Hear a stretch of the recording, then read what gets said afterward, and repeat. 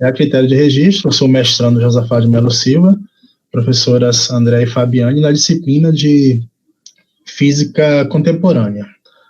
Bom, o objeto de estudo da minha apresentação será a absorção no infravermelho. Eu espero que esse momento seja proveitoso para todos nós.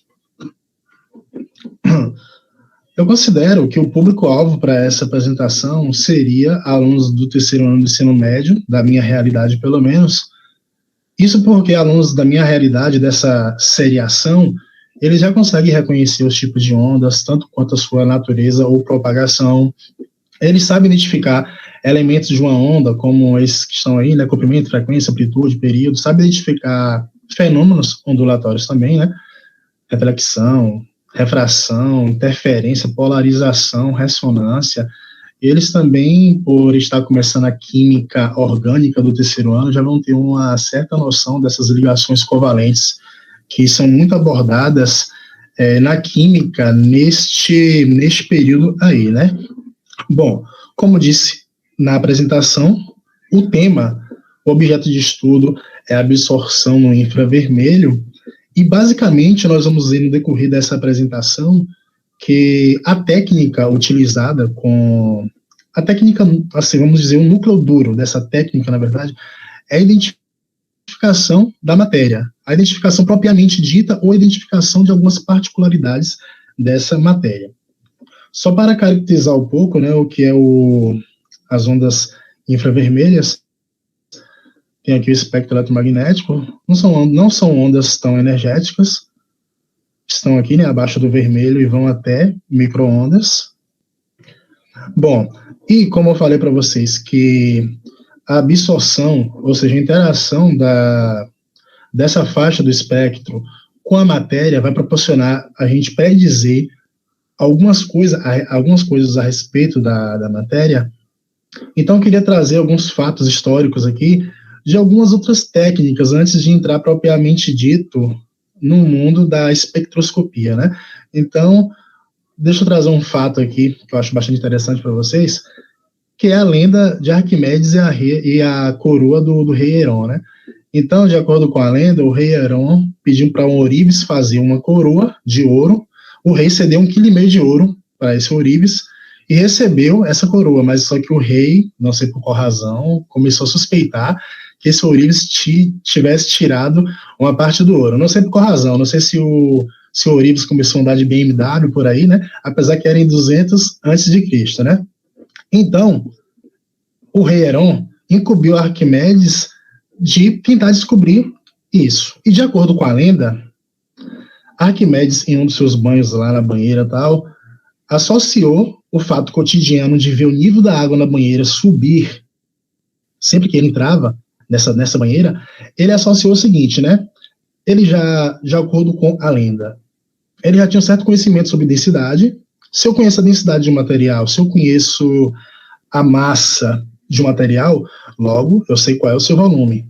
Então, dessa maneira, se eu sei qual é a massa dessa coroa, eu posso, então, inferir o seu volume através desse volume que vai ser deslocado a eu em um recipiente.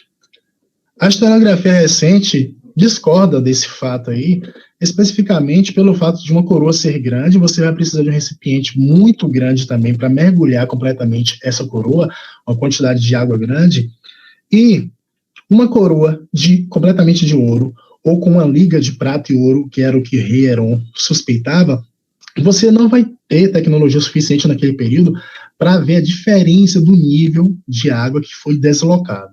Então, a lenda é assim, né? Eureka, Arquimedes descobriu, mas a historiografia mais recente aponta para a balança hidrostática, né? Na verdade, como a técnica utilizada para resolver esse problema através do empuxo ali, que vai ser algo mais sensível, né?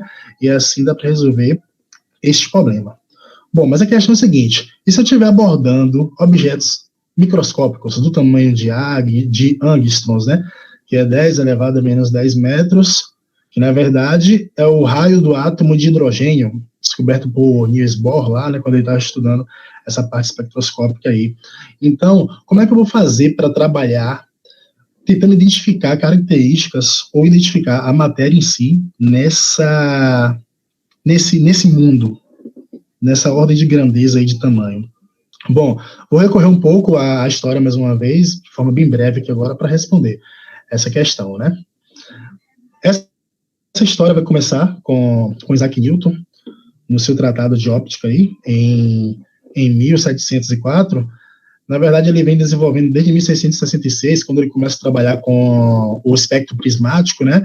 Aí ele acaba divulgando o seu trabalho apenas nesse ano aí. Aqui eu vou me ater apenas a essa questão do espectro prismático mesmo. Isaac Newton acaba dizendo, nesse tratado, que alguns outros cientistas já tinham abordado esse fenômeno da dispersão luminosa em um prisma, mas só que basicamente todos eles diziam que o que entrava em um lado não era exatamente o que saía do outro, ou seja, a luz entrava no prisma e por alguma coisa que estava dentro do prisma acabava sendo contaminada e saía algo que era diferente, que não era a luz de uma outra maneira, que não era aquela luz que entrou de uma outra maneira, por algum fenômeno, digamos assim, né? Isaac Newton foi o primeiro a resolver essa situação, né? Ele utiliza um outro prisma para recombinar esse raio disperso. Então, ele recombina todas essas cores com um outro prisma, chegando assim, então, a concluir que a luz branca nada mais é do que a superposição de todas essas cores que vocês estão vendo aí, né? Então, foi um resultado empírico, né? Não foi nada especulativo. E também, Newton, de uma forma mais prática, assim, né? Acaba desenvolvendo outro objeto empírico, que é o disco de Newton, tá? Para comprovar mais uma vez, de repente, de uma forma mais didática e sem precisar da luz solar. De repente, quero provar isso à noite, né? Sim, gente, então, aqui a gente tem uma certa noção de uma certa faixa do espectro que é a luz visível, né? Uma outra contribuição sobre o espectro eletromagnético foi se dada cerca de 100 anos depois por Friedrich Wilhelm Herschel. Ele estava fazendo o seguinte, ainda sobre esse espectro prismático, ele estava vendo a temperatura de cada faixa de cor ali. Não sei se acidentalmente, ele com esse termômetro acaba ultrapassando um pouco a parte vermelha do espectro visível e, para a felicidade dele, ele estava atento e viu que a temperatura do termômetro subiu drasticamente. Então, esse é o primeiro registro, né, das referências que eu abordei, esse foi o primeiro registro da descoberta de alguma parte invisível, digamos assim, do espectro eletromagnético, que era o infravermelho, aquilo que está abaixo do vermelho.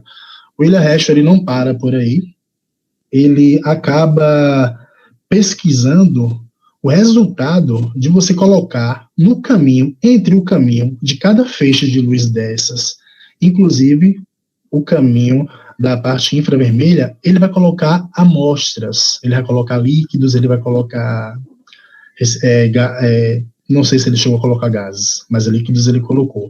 E ele observou o seguinte, ele observou que somente quando ele colocava essa amostra no caminho que faz a parte infravermelha, é que o termômetro não acusa temperaturas mais elevadas. Então, ele consegue verificar que a faixa infravermelha do espectro conhecida até então interage muito com a matéria, é absorvido por essa matéria, né? Coisa que não era observado quando ele colocava essa matéria no caminho da parte visível ali, né? Pois o termômetro que estava após acabava tendo seu aumento de temperatura como se não tivesse amostra ali no caminho. Uma dupla importante também mais à frente vai dar só a respeito do que Herschel fez aqui, né? Então, eu vou falar sobre essa imagem, porque, de certa forma, essa imagem pode ser utilizada para representar a técnica da espectroscopia no infravermelho atual. Então, vocês estão vendo o mouse, gente? Estou. Estamos vendo, sim. Obrigado, valeu. Então, aqui eu tenho a fonte de luz, no caso de Wilhelm Herschel foi o Sol, né? Mas aqui nos equipamentos pode ser o filamento de tungstênio. Esses três elementos aqui vão apenas separar a parte do espectro que me interessa, que é o infravermelho, que vai sair aqui, vai passar pela amostra, e aqui eu tenho um detector. No caso de Wilhelm Herschel, era o termômetro, né? Mas só que na espectrofotometria mais recente, esse detector vai comparar o espectro de uma onda eletromagnética no infravermelho que não passou por uma amostra com a que passou pela amostra, e assim ele vai conseguir predizer muitas coisas sobre a amostra que aqui está. E a gente vai saber já já quais são essas coisas.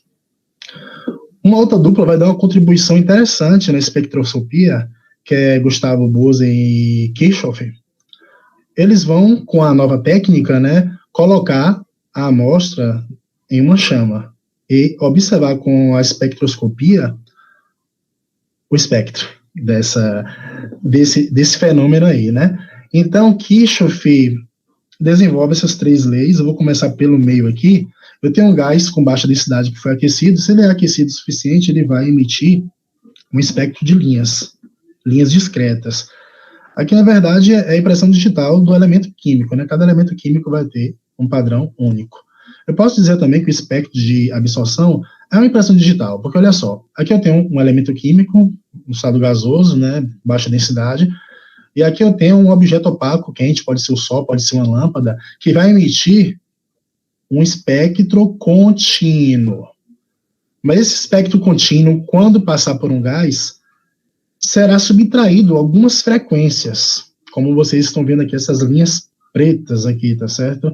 Então, Kirchhoff notou isso também, e ele vê que essas posições aqui de absorção ocorre porque esse gás vai acabar absorvendo. E esse gás, se você repetir esse experimento com o mesmo gás, essas linhas estarão exatamente sempre posicionadas nesse mesmo local, porque esse elemento químico aqui absorve apenas nessas posições. Então, as transições eletrônicas que ocorrem aí no gás são características dessas posições para esse determinado elemento. Esses fenômenos que vocês estão vendo aqui, que foi objeto de estudo de Kirchhoff e Bose, eles ocorrem basicamente na luz visível e na ultravioleta, certo? Mas só que a gente precisa entender como que todo o espectro eletromagnético interage com a matéria. Então, eu trago essa partezinha condensada aí para vocês.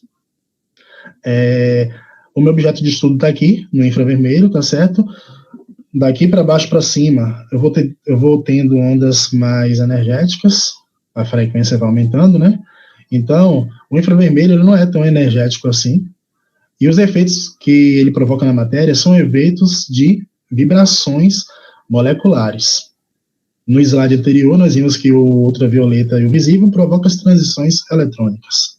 Microondas aqui, né, só para ilustrar, rotação molecular, rotação na molécula da água. Bom, então, temos aí, de uma forma bem sintetizada, o que provoca a interação das faixas eletromagnéticas na matéria, né? E, só para frisar, esse aqui é meu objeto de estudo. Então, eu vou ter vibrações moleculares. Vamos começar a ilustrar, vamos começar a aprofundar um pouco mais sobre essas vibrações moleculares.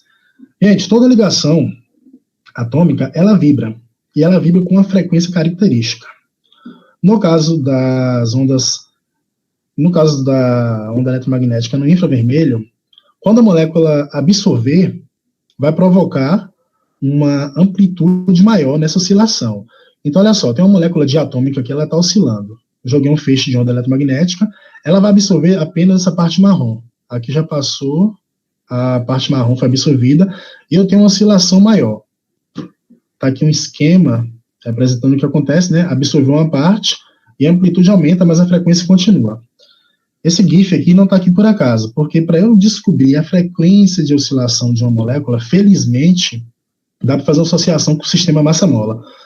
Para a gente entender essa associação e entender como é que se obtém uma frequência de vibração molecular, vamos ver um caso bem simples de massa-mola, que é o caso da lei de Hooke, né?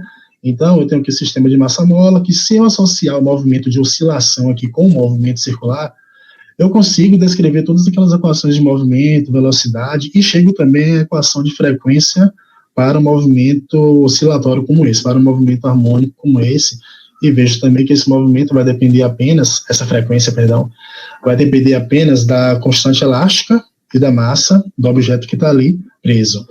Mas uma representação que é mais fidedigna a uma ligação molecular diatômica seria um sistema massa-mola com duas massas.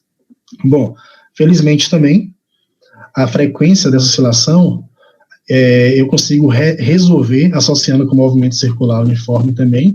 Chego numa expressão como essa para frequência, só que eu vou precisar de uma massa reduzida, né? Em vez de uma massa só, vou precisar de uma massa reduzida, que é essa que vocês estão vendo aqui. Bom, algumas considerações sobre essa expressão. Se eu aumentar o tamanho dessas massas, note que esse produto cresce mais rápido do que essa soma, então eu vou ter uma frequência menor. Aumentei as massas, eu tenho uma frequência menor. A constante K no sistema massa-mola é a constante elástica, mas numa ligação química, a constante K são as forças colombianas, né? E as ligações químicas simples, elas têm um K menor do que as ligações duplas, sucessivamente do que as ligações triplas, e assim vai, tá certo, pessoal? Bom, então, fizemos associação aqui para ver como é que é deduzida essa frequência da vibração molecular. Bom, mas nem toda molécula pode absorver. Eu tenho algumas considerações a se fazer a respeito disso. Nessa figura aqui do lado que vocês estão vendo, vamos supor que seja uma molécula de água. O oxigênio aqui e os dois átomos de hidrogênio. Bom, é uma molécula polar, como todo mundo sabe, né? É uma molécula polar. E se a vibração que essa molécula faz acaba trazendo o átomo de oxigênio, que em um momento está aqui em cima, outro momento vai estar aqui embaixo, então eu vou ter uma variação do vetor de polo elétrico. O dipolo elétrico vai estar na direção e depois vai estar em outra. Então, olha só, para uma molécula ou para uma ligação que está vibrando absorver energia no infravermelho, isso só vai ocorrer se essa vibração provoca uma variação nesse vetor de polo elétrico, certo? Só para ilustrar, eu tenho uma molécula diatômica do mesmo elemento químico aqui, essa molécula, ela oscila, como nós vamos ver, mas só que ela não absorve no infravermelho, porque os dois átomos têm eletronegatividade igual, então eu não vou ter dipolo elétrico aí, né? Aqui eu já tenho uma molécula diatômica, né, com elementos químicos diferentes. Então aqui eu tenho um vetor de polo elétrico, porque eu tenho eletronegatividade diferente. Uma outra molécula que não vai absorver são as moléculas simétricas. Aqui eu tenho, se não me engano, é o tetracloreto, carboninho no meio, 4 cloros rodeando aqui. Cada ligação dessa individual, o cloro com carbono, é polar. Mas só que a geometria dessa molécula acaba que por anular o efeito de polarização da molécula, então não tem um vetor de polo elétrico aqui, e essa molécula, por mais que ela oscile, ela não vai absorver quando o infravermelho passar por ali. Bom, já que nós sabemos as regras de seleção, vamos ver quais são os movimentos oscilatórios. Então, olha só, se eu tenho moléculas lineares, elas vão vibrar respeitando essa ordem. 3, número de átomos, menos 5. Por exemplo, essa molécula daqui, eu tenho 2 átomos, então fica 3 vezes 2, 6, menos 5, 1. Ela só pode vibrar de um modo, que é exatamente esse modo que vocês estão vendo. Se eu tiver essa molécula que ela não é linear, eu vou apontar os modos vibracionais por essa expressão. 3 vezes 3, 9, menos 3, menos 6, 3. Então, essa molécula aqui, ela vibra de 3 formas diferentes. Não necessariamente vibrações que podem absorver no infravermelho. Só estou caracterizando as vibrações aqui, né? Vocês já acredito que já entendem quando pode ser absorvida. Então, olha só, no próprio GIF já tem um tipo de movimento oscilatório que essa molécula pode fazer. Esse movimento aí é chamado de estiramento assimétrico, né? Então, o tamanho das ligações ficam variando um diferente do outro. Foi esse aqui que está representado no GIF. Aqui eu tenho estiramento simétrico e aqui eu tenho o movimento de tesoura. Não é o crescimento de ligações, não. Aqui é o movimento angular. Aqui estão as principais vibrações moleculares, os estiramentos que eu falei para vocês aqui, o movimento de tesoura, o movimento de abano, tipo você abanando assim a brasa lá no churrasquinho no domingo, aqui o movimento de torção e aqui o movimento de balanço.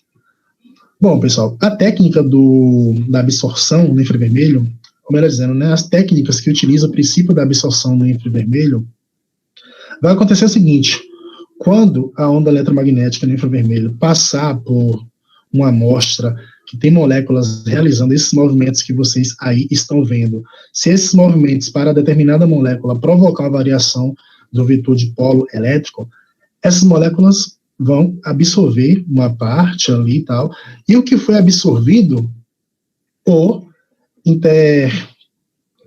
aparelho da espectroscopia no infravermelho vai acabar acusando o que foi absorvido, e assim a gente vai conseguir predizer quem é essa substância, como essas ligações, quais são essas vibrações, porque já existe uma catalogação muito grande da quantidade de vibrações moleculares que existem, né?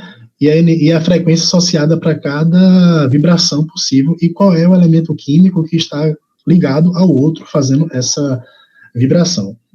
Bom, já que eu quero identificar via espectroscopia, no qual um gráfico das emissões de espectro venha a me ajudar a identificar quem são os elementos que compõem a minha amostra, então bora pegar uns exemplos aqui rapidinho. Olha só, aqui eu tenho um espectro de absorção, representado como comumente se apresenta em livros didáticos, mas eu posso representar dessa maneira aqui, ó. Aqui no Y eu tenho a absorção, e aqui eu tenho um comprimento de ondas. Aqui foi absorvido no vermelho, tá aqui o pico no vermelho.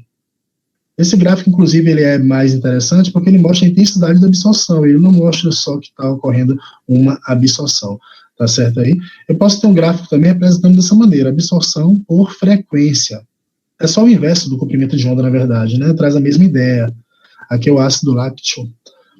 Mas o gráfico que vai me importar, na verdade, na minha técnica, é um gráfico de transmitância por número de ondas. O que é transmitância? Eu incido infravermelho em uma amostra. Uma parte vai ser absorvida, outra parte vai passar. Então, se eu fazer a razão entre a parte transmitida e o que eu conseguir emitir na matéria, eu encontro transmitância. Aqui eu já tenho um gráfico de transmitância por número de ondas, como vocês estão vendo aí. Essa substância é o álcool etílico, certo? Então, olha só, o álcool etílico é uma molécula que não é linear e tem 9 átomos. Lembra dos modos vibracionais para uma molécula não linear? 3N menos 6. Aqui eu tenho 9 átomos, 3 vezes 9, 27, menos 6, 21. Então, essa molécula tem 21 modos vibracionais. Aqui no meu gráfico, cada pico desse, gente, vai representar um daqueles movimentos vibracionais. Cada pico desse. Eu não tenho 21 picos aí, por algumas razões que vão ficar mais claras mais à frente, mas eu vou só adiantar um aqui, tá certo? Que vocês já viram, na verdade, essa explicação. Nem todas as ligações provocam variação do vetor de polo elétrico, por isso que você não vê todos os 21 picos de absorção aqui, tá certo? Aqui uma tabelinha mostrando para as ligações... Nós já faz 23 minutos. Certinho. Aqui tem uma tabelinha mostrando algumas ligações e na faixa de absorção que ocorre essas ligações, tá? Na verdade, a catalogação é bem gigante, tá? Dos tipos de ligações, e isso tem que ocorrer para quando for se analisar em alguma aplicação qual substância compõe uma determinada amostra, você já tem a tabela para comparar, né? Uma questão que poderia ser lançada para os alunos seria o seguinte: se eu tenho uma determinada amostra, qual técnica é mais apropriada para descobrir a composição? A técnica de chamas, o teste de chamas de Bose-Kirchhoff, ou lançar raios no infravermelho nessa amostra, né? Então, eu iria instigar a discussão dos alunos sobre essas técnicas aí.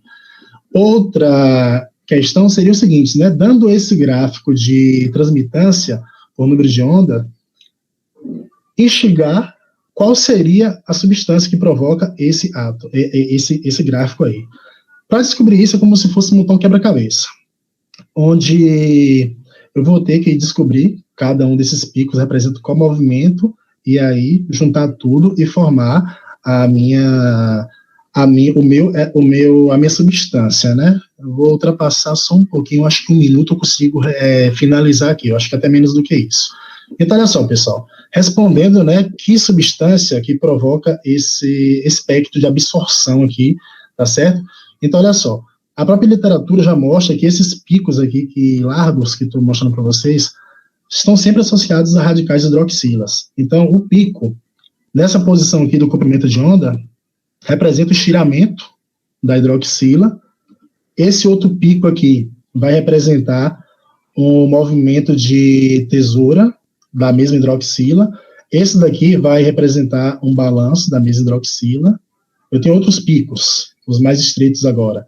Esse primeiro vai representar um estiramento assimétrico do radical CH3. Eu tenho outro pico aqui, vai representar o estiramento simétrico do CH3. E eu tenho outro pico aqui que representa um balanço. E eu tenho esse outro pico bastante intenso que vai representar o estiramento entre um átomo de oxigênio e carbono. Se eu tenho tudo isso, consegui identificar, e se eu unir tudo isso, eu tenho 2 radicais, que é o metil e a hidroxila. Juntando tudo isso, eu vou ter o metanol. Então, eu trago aqui para vocês uma aplicação, né, para ensino médio, por exemplo, de como está utilizando e tendo uma percepção sobre essa técnica. Obrigado a todos.